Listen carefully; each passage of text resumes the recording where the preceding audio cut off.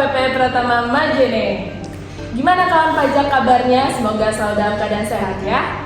Nah, di sini kita akan kembali lagi membahas terkait peraturan perpajakan nih. Nah, salah satunya yaitu kewajiban bagi wajib pajak, yaitu terkait pelaporan SPT tahunan. Nah, sebelum masuk ke bahasan podcast kita kali ini, izinkan saya memberi pantun dulu. Sore-sore minum es degan, Cakep. didatengin sama cowok tampan. Artinya, Sebelum masuk ke inti bahasan, mari kita saling berkenalan. Kawan pajak, perkenalkan saya Iren yang akan membantu bincang-bincang kita pada podcast hari ini. Dan saya juga ditemani oleh kedua narasumber yang handal dari tim penyuluh pajak KPP Pratama Majene. Di sini ada Kak Juni dan Kak Suhada. Halo Kak, apa kabar Kak? Alhamdulillah, baik kawan pajak. Baik. Nah, untuk pertanyaan yang pertama langsung aja ya Kak ya. Kan kita akan membahas di sini terkait SPT tahunan. Nah, boleh dong Kak kawan pajak diberitahu apa yang dimaksud dengan SPT tahunan PPH? Baik, jadi kawan pajak semua, surat pemberitahuan yang selanjutnya disingkat SPT adalah surat yang oleh wajib pajak digunakan untuk melaporkan penghitungan dan atau pembayaran pajak, objek pajak, dan atau bukan objek pajak, dan atau harta dan kewajiban sesuai dengan ketentuan peraturan perundang-undangan di bidang perpajakan. SPT meliputi SPT masa dan SPT tahunan PPH. Baik Kak, berarti SPT ini meliputi dua macam tadi ya Kak ya, yaitu ada SPT masa dan SPT tahunan PPH. Ya. Nah, mungkin sekarang kita fokus ke pembahasan yang SPT tahunan PPH dulu ya Kak. Ya. Nah, jadi pertanyaannya sekarang Kak, apakah semua wajib pajak harus lapor SPT tahunan PPH-nya? baik, untuk wajib pajak orang pribadi maupun wajib pajak badan yang memiliki NPWP dengan status aktif itu wajib menyampaikan SPT tahunan PPH. Jika statusnya non-aktif, maka dikecualikan dari kewajiban pelaporan SPT tahunan PPH. Baik Kak, berarti kawan pajak yang memiliki NPWP dengan status aktif yang harus melaporkan SPT tahunan PPH-nya. Nah, terus Kak, batas waktu penyampaian SPT tahunan PPH ini kapan sih Kak? Ya, jangka waktu untuk menyampaikan SPT tahunan adalah yang pertama untuk SPT tahunan PPH wajib pajak orang pribadi paling lama 3 bulan setelah akhir tahun pajak. Sedangkan untuk SPT tahunan PPH wajib pajak badan itu paling lama 4 bulan setelah akhir tahun pajak. Oke, berarti bulan Maret ini sudah memasuki batas akhir pelaporan SPT tahunan PPH orang pribadi ya? Ya, betul. Nah, sudah harus segera lapor nih bagi kawan pajak yang belum lapor SPT tahunannya. Iya. Nah, terus untuk penyampaian SPT tahunan PPH ini Kak kan menggunakan formulir ya. Formulirnya itu bagaimana sih Kak? Apakah sama untuk semua wajib pajak? Tentu berbeda ya. Jadi bagi wajib pajak orang pribadi itu ada 3 jenis formulir SPT tahunan. Yang pertama adalah formulir 1770 SS, kemudian ada formulir 1770 S. Itu untuk yang ada lagi yang formulir 1770. Yang pertama ini yang 1770 SS ini memiliki struktur yang paling sederhana dan hanya memiliki 1 lembar. Formulir ini digunakan oleh wajib pajak yang mempunyai penghasilan ada pekerjaan bebas atau dengan penghasilan bruto tidak lebih dari 60 juta dalam 1 tahun. Kemudian untuk formulir 1770S ini memiliki struktur lebih kompleks dibandingkan yang tadi, yang formulir 1770 SS. Ini memiliki lampiran yang harus diisi. Formulir ini diperuntukkan bagi wajib pajak orang pribadi yang memperoleh penghasilan lebih dari 1 pemberi kerja atau penghasilan brutonya sama dengan atau lebih dari 60 juta per tahun, atau memperoleh penghasilan dalam negeri lainnya seperti bunga, royalti, sewa, ataupun keuntungan dari penjualan atau pengalihan harta lainnya, atau memiliki penghasilan yang dikenakan PPh final atau bersifat final seperti bunga, deposito, SPI, dan lainnya. Untuk formulir 1770, formulir ini diperuntukkan bagi wajib pajak orang pribadi yang memperoleh penghasilan dari usaha, misalnya usaha pertokoan, salon, warung, dan lain-lain. atau dari pekerjaan bebas, misalkan dokter, notaris, petugas dinas asuransi, dan lain-lain. Atau WP yang memperoleh penghasilan dari satu atau lebih pemberi kerja, memiliki penghasilan yang dikenakan PPh final atau bersifat final, wajib pajak memiliki penghasilan dalam negeri lainnya, seperti bunga, royalti, sewa, ataupun keuntungan dari penjualan dan pengalihan harta. Wajib pajak yang memperoleh penghasilan dari luar negeri. Formulir untuk orang pribadi, ini 3 tadi adalah formulir untuk orang pribadi. Kemudian untuk badan menggunakan formulir 1771 ya. Wah, berarti untuk wajib pajak orang pribadi ternyata ada beberapa jenis formulir ya, Kak ya. Betul.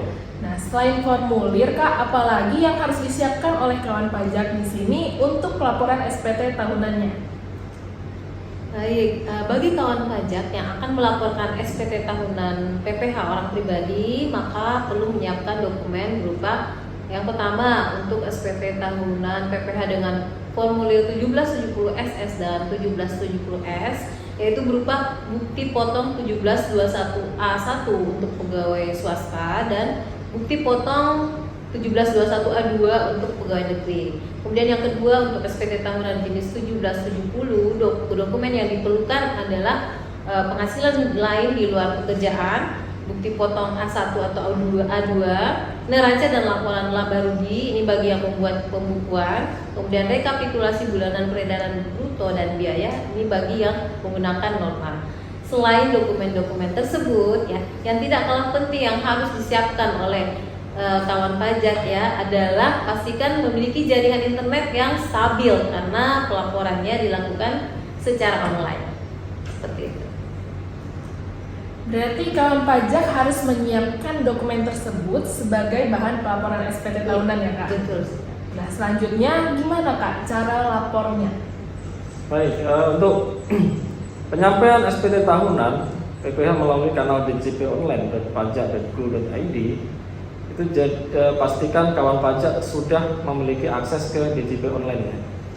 Jika belum memiliki, silahkan menghubungi KPP terdaftar untuk aktivasi EVIN. Oh, tadi sempat disebutkan EVIN, Kak ya? Ya, betul. Nah, gimana, Kak, cara WP ini bisa mendapatkan kode EVIN-nya? Mungkin bisa dijelaskan, Kak, kepada kawan pajak? Iya, baik. Electronic Filing Identification Number atau EVIN adalah nomor identitas yang diterbitkan oleh Direktorat Jenderal Pajak kepada wajib pajak yang melakukan transaksi elektronik dengan DJP. Dalam hal ini untuk melakukan registrasi pada DJP online. Bagi wajib pajak orang pribadi, ya, syarat dan ketentuan pengajuan aktivasi EVIN adalah yang pertama, permohonan aktivasi EVIN ini harus dilakukan oleh wajib pajak sendiri, jadi tidak diperkenalkan untuk dikuasakan kepada pihak yang lain. Kemudian yang kedua, wajib pajak mengajukan permohonan dengan mendatangi secara langsung KPP terdekat atau KP2KP ya, atau kantor lain sesuai dengan kewenangannya. Dan yang ketiga, wajib pajak yang menunjukkan dokumen berupa identitas diri yang berupa KTP dalam hal pengurus adalah warga negara Indonesia atau paspor atau kitab dalam hal wajib pajak merupakan warga negara asing. Nah, kemudian juga kartu NPWP ya, atau surat keterangan terdaftar.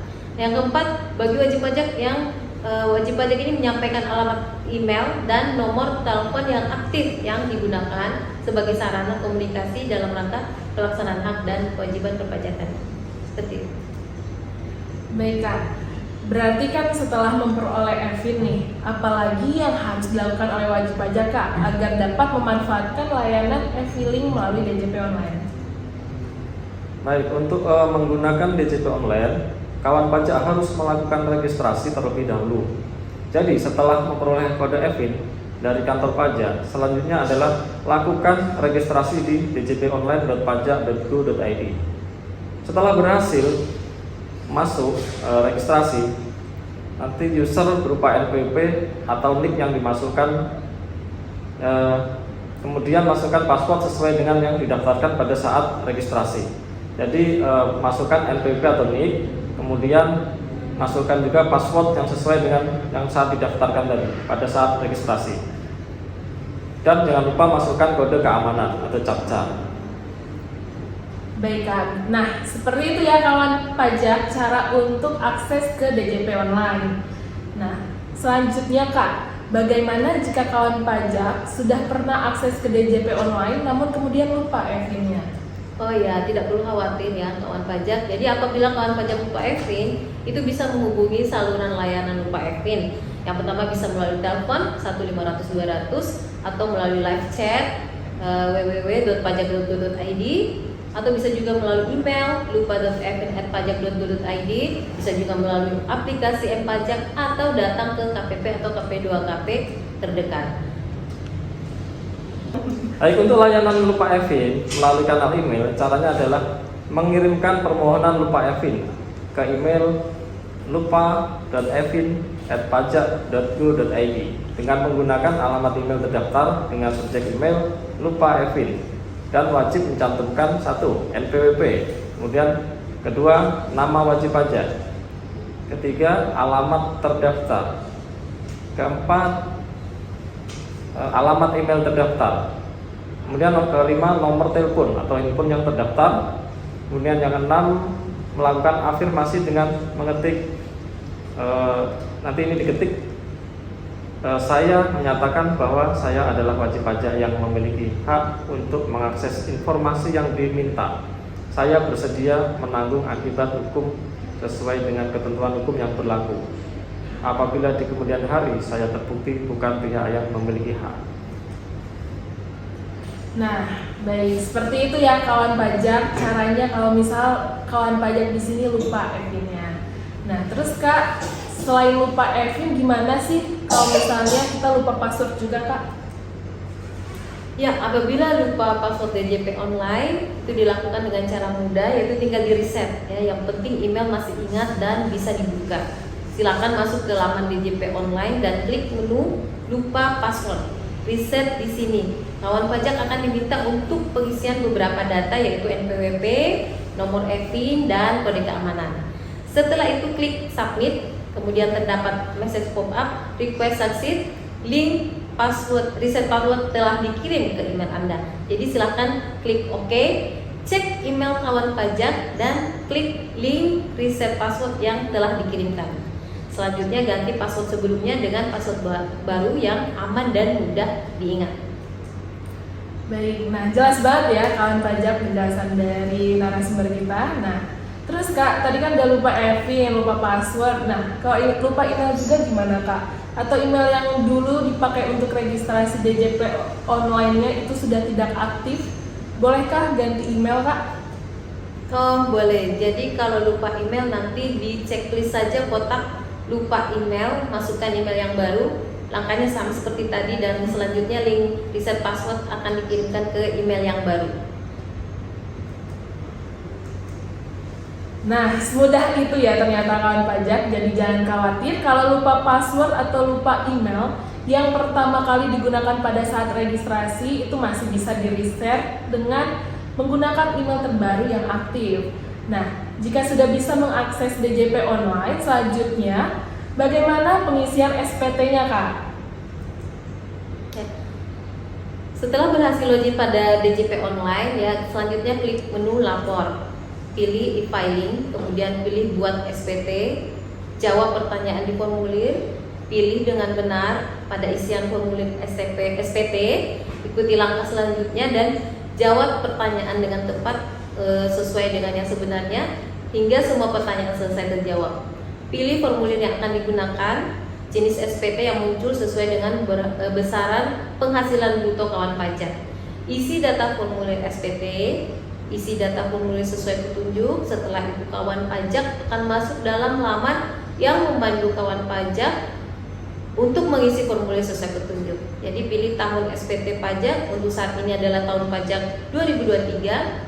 Lalu pilih status SPT di normal dan klik langkah berikutnya. Isi lampiran 2 SPT sampai dengan selesai. Nah, semudah itu ternyata kawan pajak ya. Tapi Kak, bagaimana jika kawan pajak di sini terlambat menyampaikan SPT tahunan PPh-nya? Apakah ada sanksinya, Kak? Oke.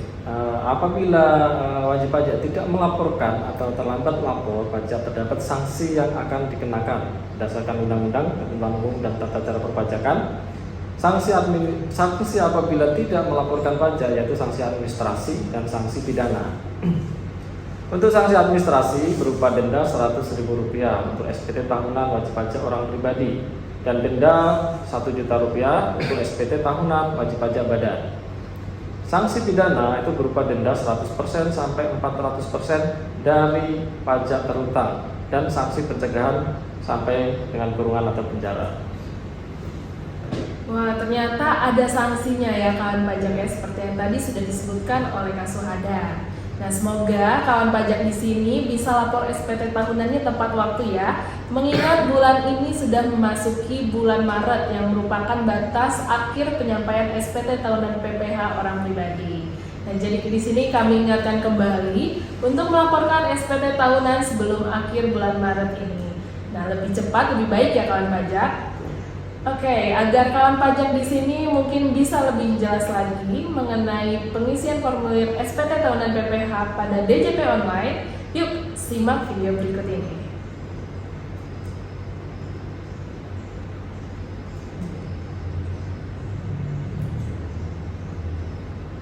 Udah selesai? Lanjut. Ini penutup ya? Nggak boleh ini penutup. Ini ya. Nah, itu dia tutorial atau panduan cara mengakses atau lapor pajak di DJP online. Bagaimana kawan pajak atas materi yang telah disampaikan oleh kedua narasumber kita hari ini? Jelas ya, tentunya menambah pengetahuan kita semua. Nah, bagi kawan pajak di sini yang belum lapor SPT tahunannya, yuk mari segera lapor hari ini. Lebih awal, lebih nyaman. Itu prinsipnya ya, kawan pajak. Nah, di sini saya mengucapkan terima kasih kepada Kak Jumi dan Kak Suhada atas paparan materinya. Terima kasih Kak Eden. Terima kasih Kak. Ya. Sebelum saya tutup podcast kita kali ini, saya ingin mengingatkan kembali kepada kawan pajak semua bahwa seluruh kegiatan edukasi perpajakan, baik itu kelas pajak, live Instagram, podcast, dan kegiatan lainnya akan selalu kami bagikan melalui feed atau story Instagram kita di @pajakmajene. Jadi jangan lupa diajak teman, keluarga, dan orang terdekatnya untuk follow akun Instagram KPP Pratama Majene. Nah, jika kawan pajak di sini masih memiliki pertanyaan-pertanyaan yang ingin ditanyakan, silahkan menghubungi WhatsApp KPP yang nomornya tercantum di link campsite yang tertera di bio Instagram, atau bisa juga ramein kolom komen kita di YouTube ini, atau bisa DM Instagram kami. Silahkan terbuka untuk kawan pajak semua di sini. Sebelum kami menutup podcast pada hari ini, izinkan saya untuk menyampaikan pantun penutup. Sore-sore minum es kelapa, Cakep. didatengin sama cowok berkacamata. Artinya. Terima kasih atas partisipasinya. Sampai jumpa di podcast kami selanjutnya.